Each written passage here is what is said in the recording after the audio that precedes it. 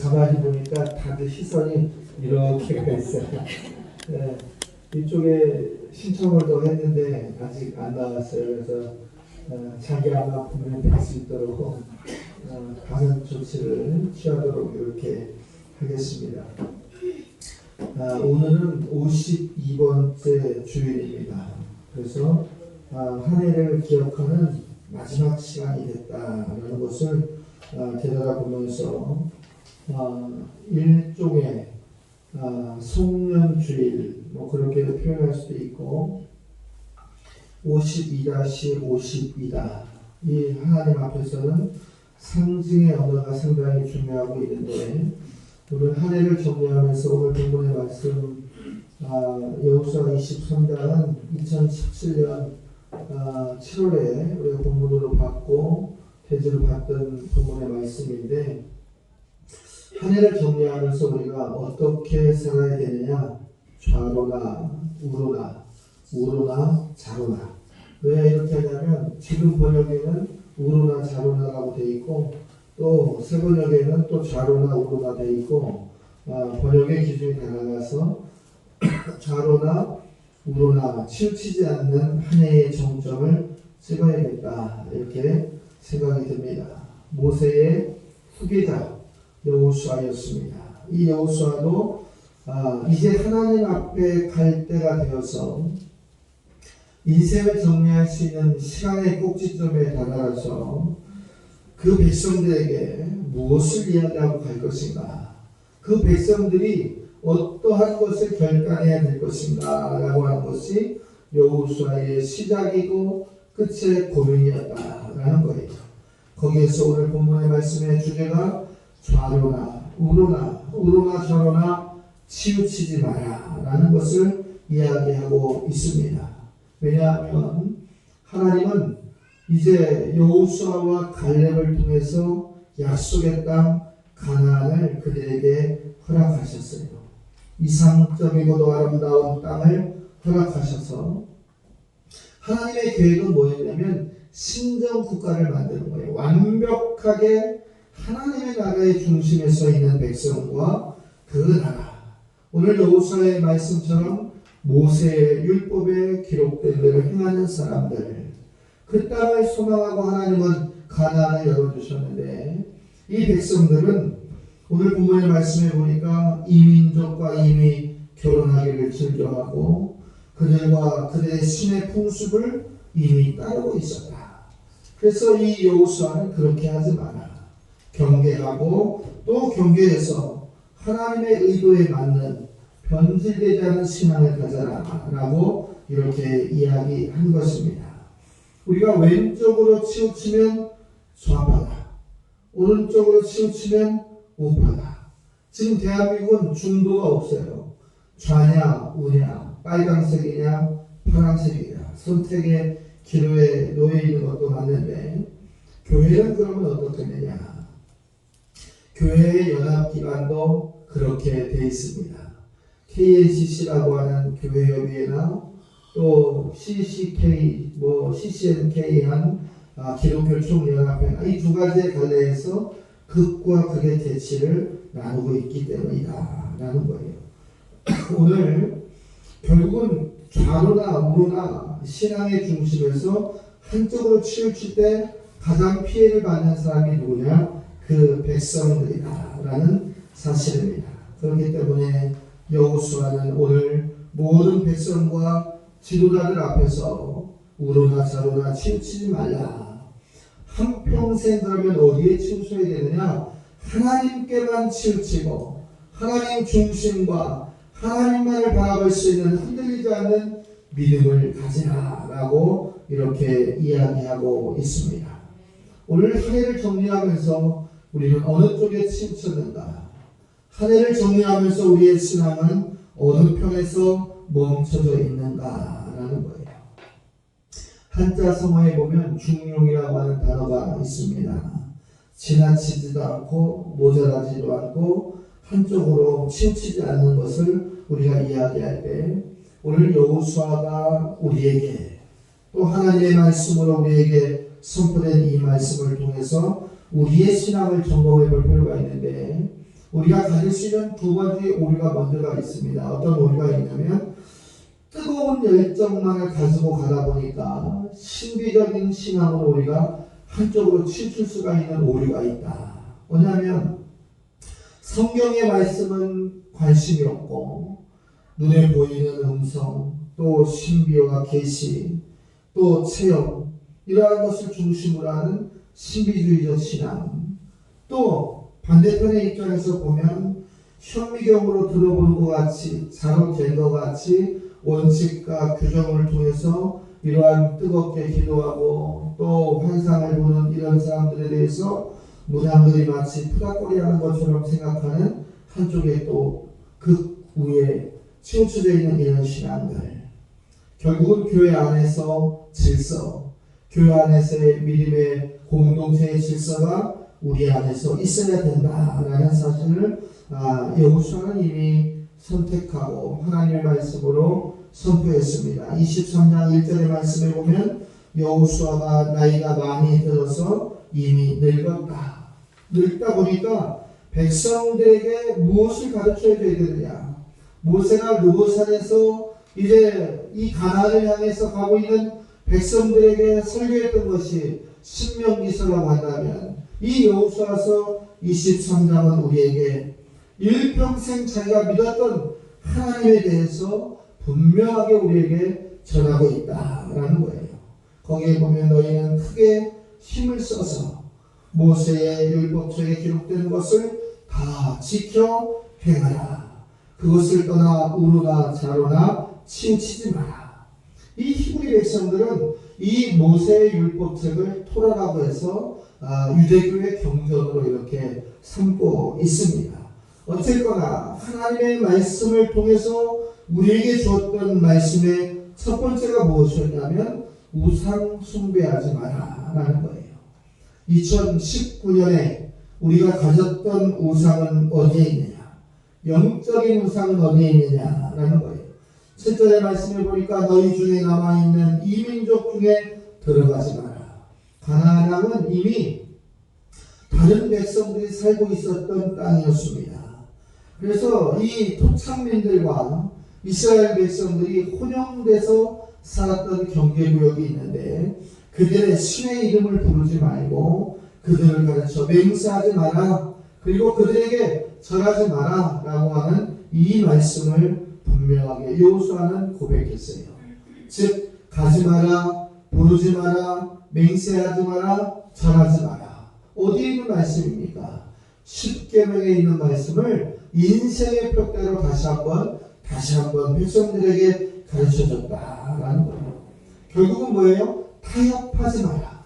하나님 중심의 사람은 이 땅에 하나님 이외에 타협하지 마라라는 거예요.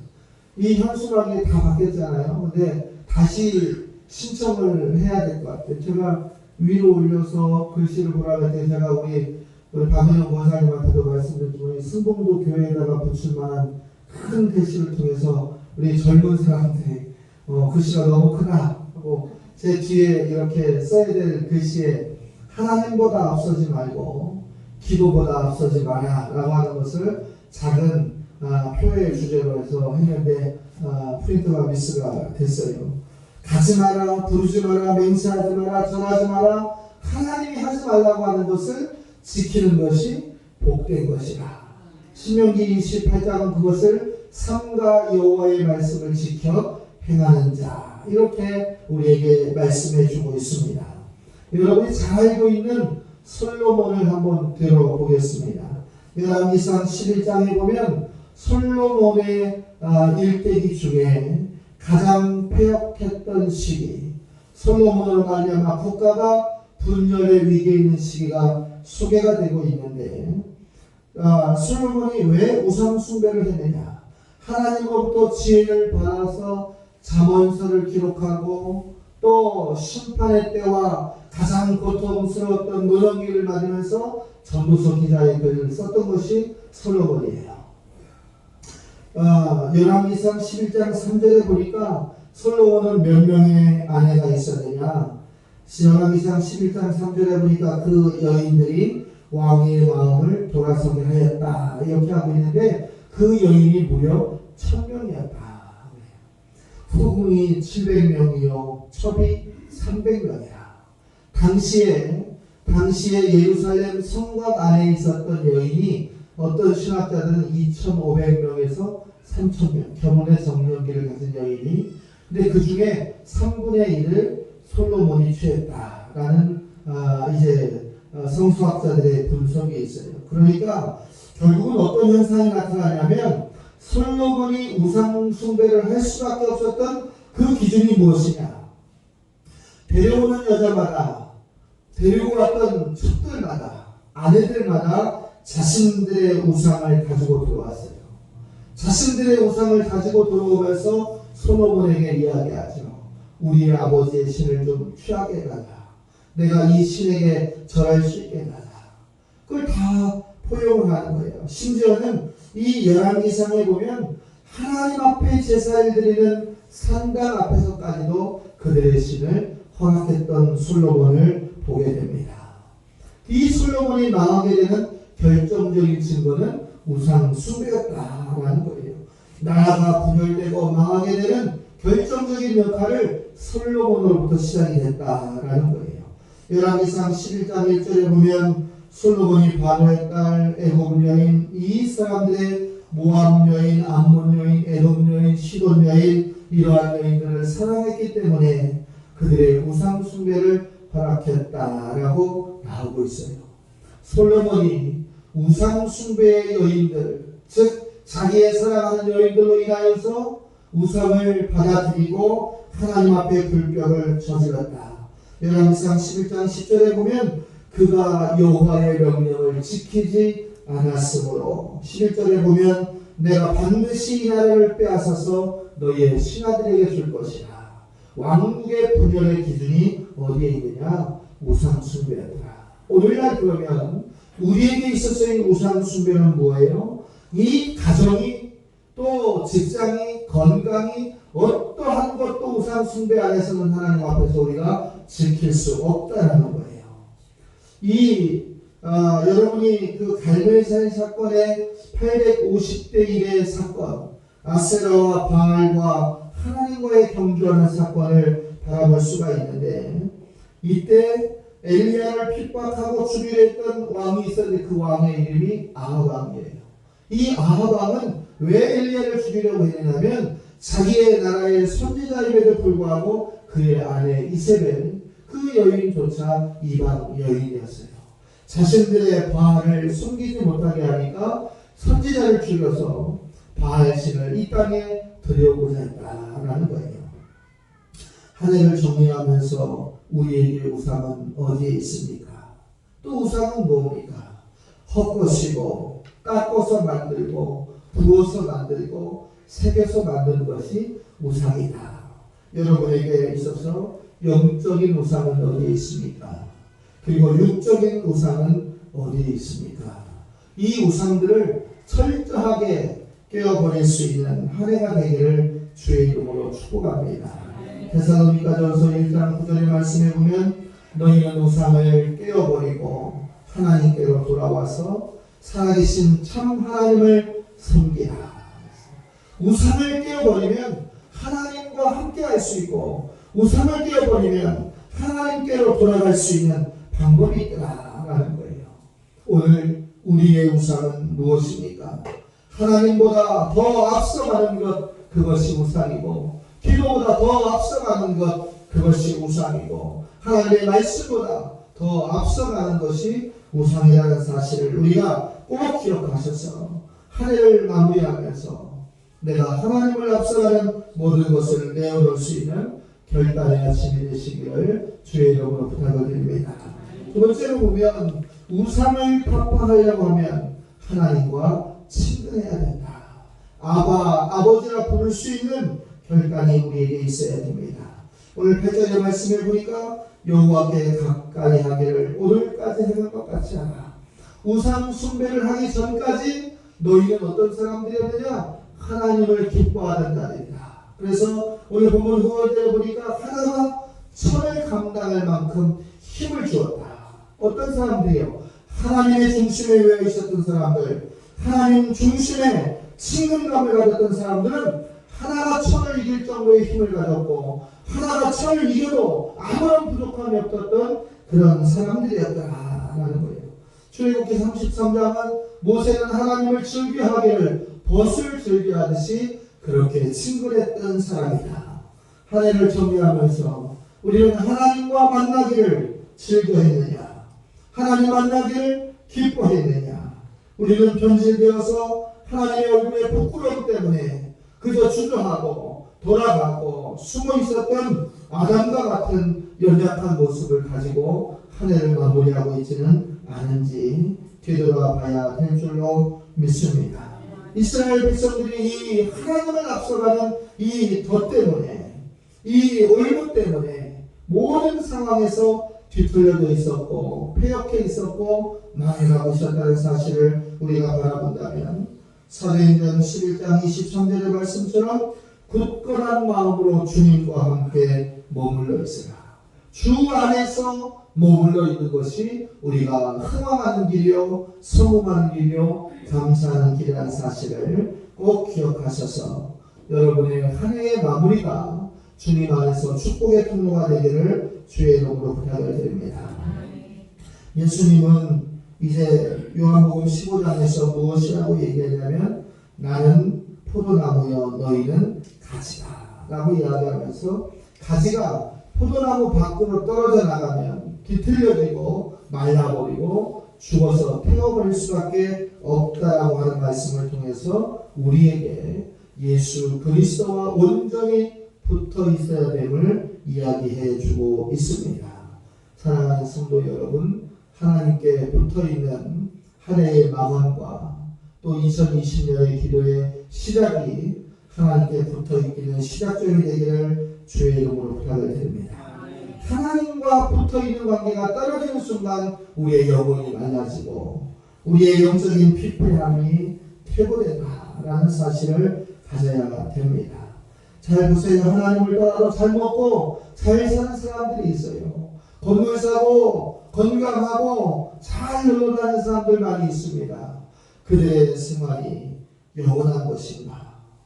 그들에게 영원한 생명의 잔치에 초대받는 그 초청장이 그들에게 있느냐라는 거예요. 성경은 모세를 기준으로 이야기하면 120세, 강건하면 80이라고 하는 인생의 안개와 같은 시점을 분명하게 명확하게 정리하면서 하나님께 돌아와야 될 시기를 이미 우리에게 가르쳐주고 있더라라는 거예요. 우리는 하나님께 돌아가야 됩니다. 그 돌아감을 기억하셔서 여러분에게 맡겼고 여러분에게 채웠고 여러분에게 허락하셨던 사명 안에서 여러분의 영혼이 즐거이 흘러갈 수 있는 은혜의 한 해가 되시기를 주의 이름으로 축복합니다. 마지막으로 하나를 더 본다면 하나님을 사랑하라 그랬습니다. 오늘 11절의 말씀해 보니까 스스로 조심하여 너희 하나님 여호와를 사랑하라. 하나님을 사랑하는 것이 우리가 좌로나 우로나 치우치지 않는 정확한 믿음의 고백이다라는 거예요. 사랑하면 보고 싶고 사랑하면 잡고 싶고 사랑하면 함께 있고 싶은 겁니다. 이 사랑의 기준에 하나님은 우리에게 무엇을 주셨느냐? 요한복음 3장 16절의 말씀에 보니까 이처럼 너희를 사랑해서 예수 그리스도 독생자를 주셨다라고 이야기하고 있어요. 자기의 가장 귀한 것, 가장 신령한 것, 그리고 거룩한 아들을 주심으로써 사랑의 확증과 증거를 우리에게 주셨다. 사랑하는 성도 여러분, 우리도 이제 유다처럼 예수님을 배신하는 그러한 미련한 인생이 아니라 나를 위해서 십자가를 지시고 나를 위해서 피를 흘리시고 나를 위해서 부활하시고 나를 위해서 다시 오실 주님을 소망할 수 있는 사랑의 고백자가 되시기를 주의 이름으로 부탁드립니다. 말씀을 정리하면 이제 우리가 중심에 서 있어야 됩니다. 하나님 말씀의 중심에 서서 영적인 우상, 육적인 우상을 타파시키고 그리고 하나님과 친근하기 위한 하나님을 앞서가지 않는 결단 그리고 늘 하나님을 사랑한다고 하는 실천 이것을 통해서 우리가 이제 하나님의 축복의 통로에 거해서 들어가도 나가도 복을 받고 성읍에서도 들어 복을 받고 이제 여러분의 토지의 수산과 우양의 새끼를 조차 복을 받을 수 있는 한 해의 마지막 종결과 또 새로운 한 해의 시작점에 여러분의 결단이 있기를 주의 이름으로 축복합니다. 기도하겠습니다.